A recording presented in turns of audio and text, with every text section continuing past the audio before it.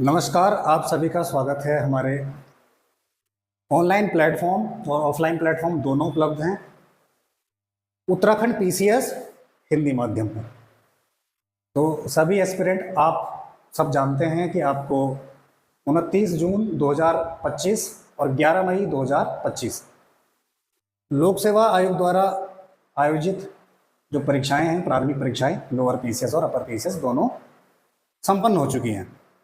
अब ऐसे में आप में से कई बच्चे, कई कैंडिडेट इस दुविधा में हैं कि आगे क्या करें, क्योंकि लोअर पीसीएस प्रारंभिक परीक्षा का रिजल्ट कब तक आएगा, क्या मेंस परीक्षा में देरी हो सकती है, उत्तर लेखन की शुरुआत कैसे की जाए। ठीक है, और प्रारंभिक परीक्षा फल जो है, क्या उसका इंतजार करें और समय नष्ट करने का समय बचा है हमारे पास? नहीं बचा है। कब नहीं बचा है? अगर मुख्य परीक्षा अपनी प्रस्तावित तिथि को आयोजित होती है, यानी कि 13 और 14 सितंबर 2025 को आयोजित होती है, तो आपके पास पाठ्यक्रम को 60 दिनों में पूरा करना एक चैलेंजिंग टास्क है, क्योंकि अपना आप में है भी टास्क। अब कई तरह के कोचिंग संस्थान, हम भी उसमें इंक्लूड हैं, आपसे 60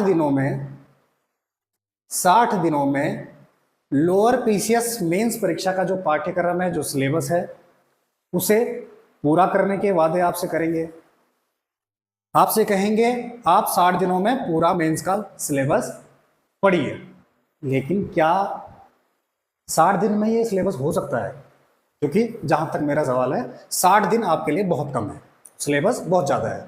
ठीक है, इसीलिए आज हमारे जो चर्चा के लिए जो महत्वपूर्ण बिंदु होंगे उनमें ये होगा कि लोअर पीसीएस के लिए हम क्या क्या चीज़ें आज हम चर्चा करेंगे, किन किन बारों में, किन किन बिंदुओं में हम देखेंगे कि आगे की रणनीति क्या होनी चाहिए, कैसे हम 60 दिनों के समय में मुख्य परीक्षा की तैयारी कर सकते हैं। ठीक है, तो पहले तो ये देखो कि आपका रिजल्ट कब तक आ सकता है। संभावना थी कि आपका रिजल्ट लगभग 10 जुलाई 2025 तक आ जाए। अब लेकिन आपको पता है इसकी एक रिवाइज्ड आंसर की आई थी। ठीक है, रिवाइज्ड आंसर की आने के बाद आपको पता है लगभग 9 क्वेश्चन इसमें आयोग ने डिलीट किए थे। ठीक, और लगभग 3 क्वेश्चंस के इसमें आंसर चेंज किए थे। ठीक है, अब इससे हुआ क्या, इससे बहुत सारे अभ्यर्थियों को नुकसान भी हुआ है और कहीं ना कहीं क्वेश्चन की वैल्यू बढ़ी है तो फायदा भी हुआ होगा। लेकिन अब ये रिजल्ट कब तक लटका के रखते हैं, कब तक रिजल्ट आने की संभावना है, इसमें इतना ज़्यादा हम चर्चा करना एक समय बर्बादी है और इसके अलावा कुछ नहीं है। तो हमें सीधा और सीधा मुख्य परीक्षा का सिलेबस आप हार्ड कॉपी निकालिए। ठीक है, आप हार्ड कॉपी अपने सामने रखिए, देखिए, अपने से सेल्फ आंकलन आप एनालिसिस कीजिए कि क्या 60 दिनों में आप सिलेबस निपटा सकते हैं।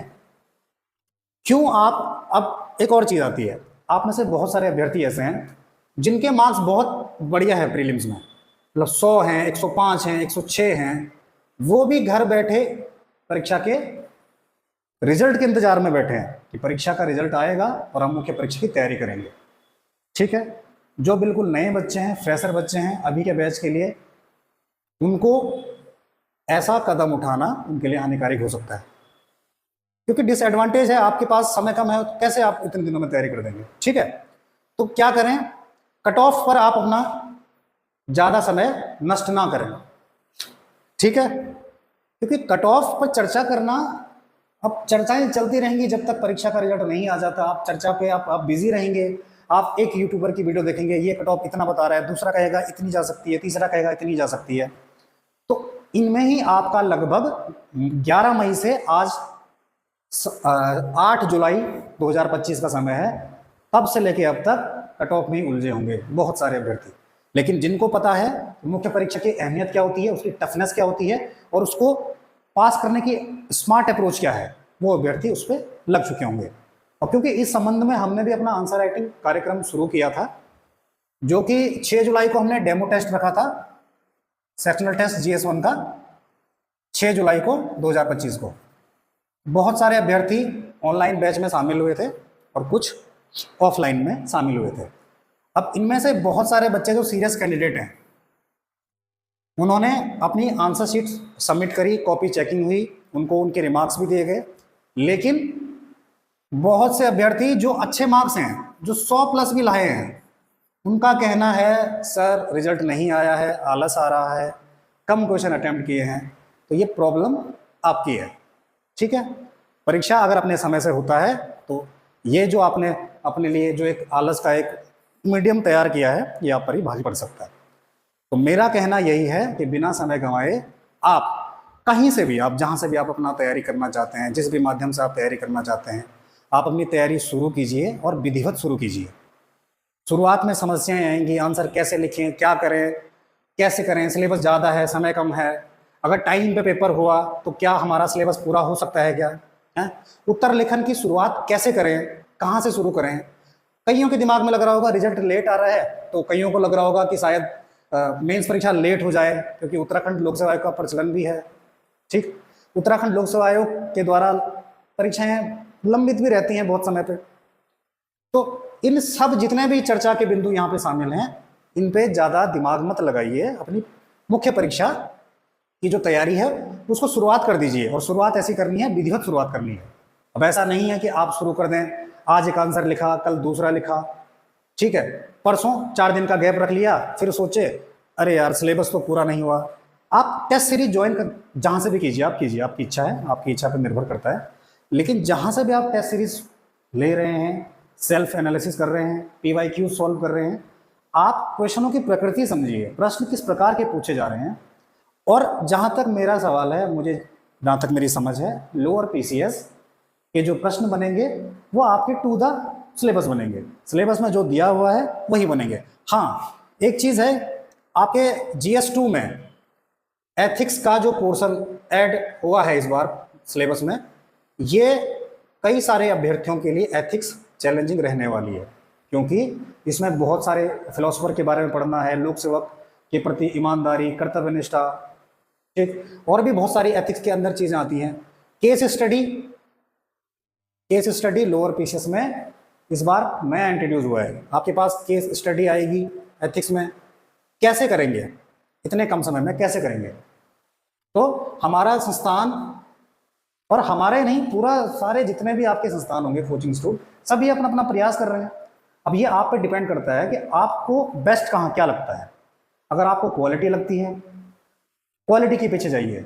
कई बार होता है ना, बहुत सारे एक ब्रांड होता है, तो ब्रांड का प्रोडक्ट कैसा है हमें नहीं पता चलता, ठीक, लेकिन उसका नाम बना हुआ है ब्रांड का, लेकिन उसकी क्वालिटी क्या है नहीं पता, हमें क्वालिटी का अंदाजा नहीं होता है। इसीलिए आपको क्या करना चाहिए, क्या आपके लिए सजेशन हो सकता है कि आपको लगता है कि मेरे पास 4 ऐसे माध्यमों के विकल्प हैं जो मैं शायद देख लूं पहले, तो आप देखिए, सभी अपना अपना डेमो कराते हैं, उनको देखिए, जरूर देखिए क्या है क्या नहीं है। आपको लगता है क्वेश्चन आयोग के पैटर्न पे आधारित हैं, सिलेबस पे आधारित जो भी संस्थान आपको देता है, आप उसकी टेस्ट सीरीज ज्वाइन कर लीजिए। और बिना उत्तर लेखन के मुख्य परीक्षा में बैठना एक बेवकूफ़ी है, एक मूर्खता है, क्योंकि आपको वो 2-3 घंटे का समय झेलना भारी पड़ जाएगा। जब आपको कुछ, एक तो प्रॉब्लम तब है जब आपको पेपर आता है सारा, लेकिन आपकी स्पीड बहुत कम है तो भी समस्या है, आपको आपकी आधी अधूरी तैयारी है तो भी समस्या है। तो बिना आंसर राइटिंग के, प्लस सिलेबस को विदिन टाइम में निपटाना, आंसर राइटिंग को समय में पूरा करना, हर क्वेश्चन को न्याय संगत, जो आपके सामने चुनौती होगी, क्वेश्चन को न्याय संगत तरीके से पूरा करना, क्वेश्चन की डिमांड को फुलफिल करना, क्या क्या चीज़ें होती हैं वो सब चीज़ें देखना। तो उसके लिए हम शुरू करेंगे अपना बैच, हमने ऑलरेडी शुरू कर दिया है। 6 जुलाई से हमारा डेमो टेस्ट हो चुका है, और 6 जुलाई से डेमो टेस्ट में आपका बहुत सारे बच्चे अटैम्प्ट भी कर चुके हैं, और उन बच्चों को के लिए प्रॉपर, जब वे बच्चे सारे अपने आंसर लिख के हमें सबमिट करेंगे, उसके बाद हमारे द्वारा हर एक बच्चे को फीडबैक, हर एक प्रश्न पर बच्चे को कहाँ पे समस्या है। मान लीजिए हमने जो डेमो टेस्ट रखा था वो एक सेक्शनल टेस्ट था, ठीक है, क्या था, एक सेक्शनल टेस्ट था।